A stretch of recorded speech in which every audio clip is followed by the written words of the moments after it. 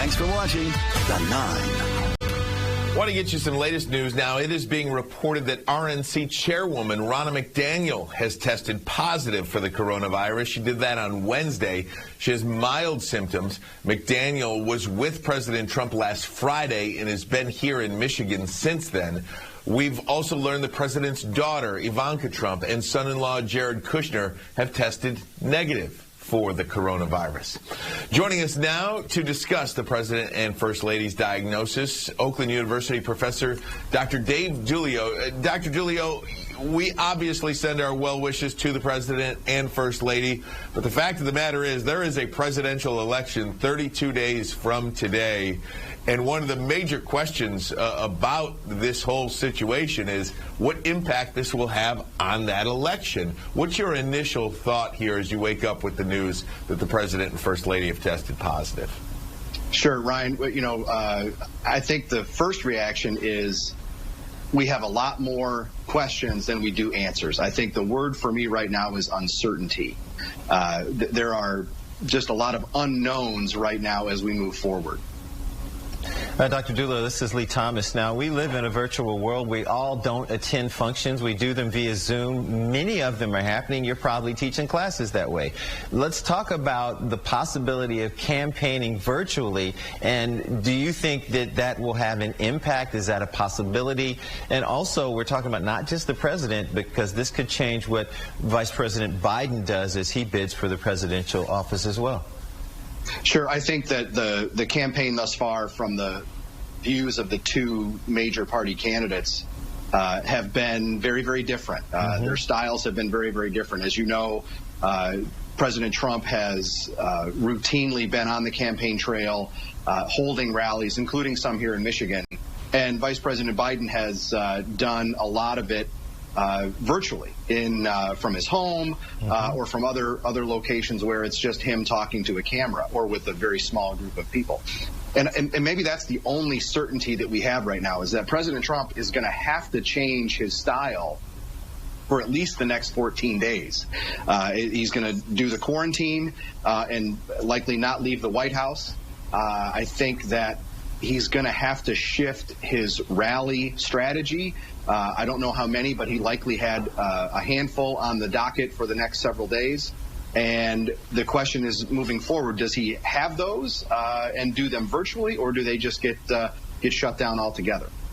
And Dave, I know this depends a lot on how the president does, and we're being told right now by the White House doctor that he's not using the word asymptomatic, but he's saying he's doing well. So that's what we know right now.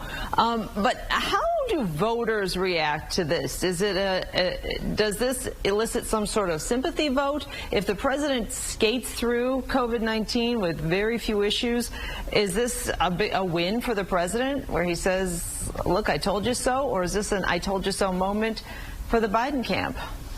Well, we'll see how it turns out in a couple weeks, but I think it's certainly possible, Dina, that's the line and the message coming from the White House. Right now, it might be the other way around, where it's the Biden campaign or Democrats saying, at least under their breath, maybe they don't want to come out and say it so forcefully, but look, Mr. President, I told you so. You have to take this virus seriously.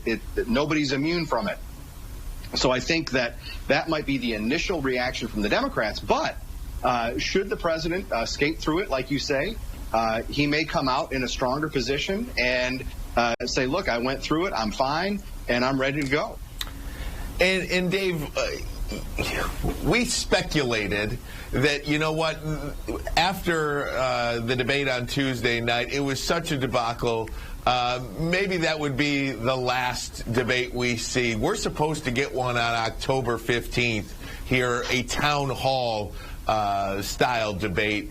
Do you think, and again, this is maybe not a fair question, but do you think, that one would be canceled?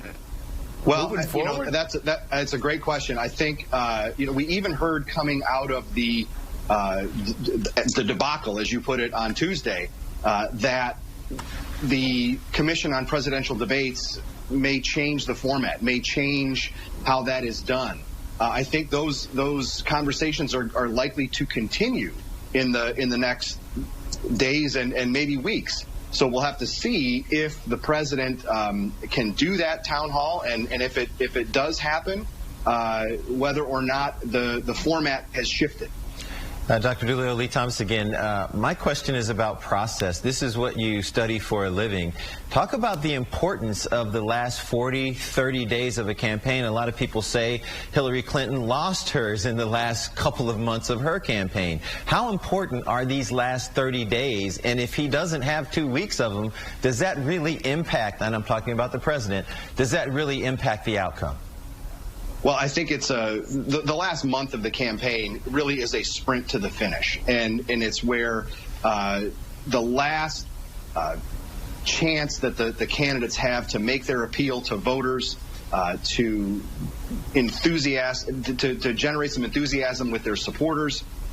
And I think under normal circumstances, and in a quote-unquote normal election year, this might be different. But right now, my sense is that most Americans have made up their mind about Donald Trump, and most of them have said that they are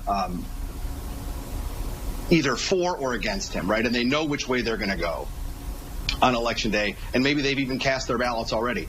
But it is a small slice of the public right now that is undecided, and they're up for grabs. But that is, as I said, a really narrow slice of the public. We'll see how they react to this news. Maybe there's some sympathy for the president. Maybe there's some. And does that slice, Dave? Sorry to interrupt you. Just I know we're out of time. That small slice, though, do they decide the results of this election? Well, they sure can. I think that this election is about turnout, and whoever gets their supporters to the polls the best probably wins. Dr. Dave DiIulio of Oakland University, we appreciate your time and perspective, sir. Thanks, Dave. My pleasure. Thanks for having me. And we'll be right back.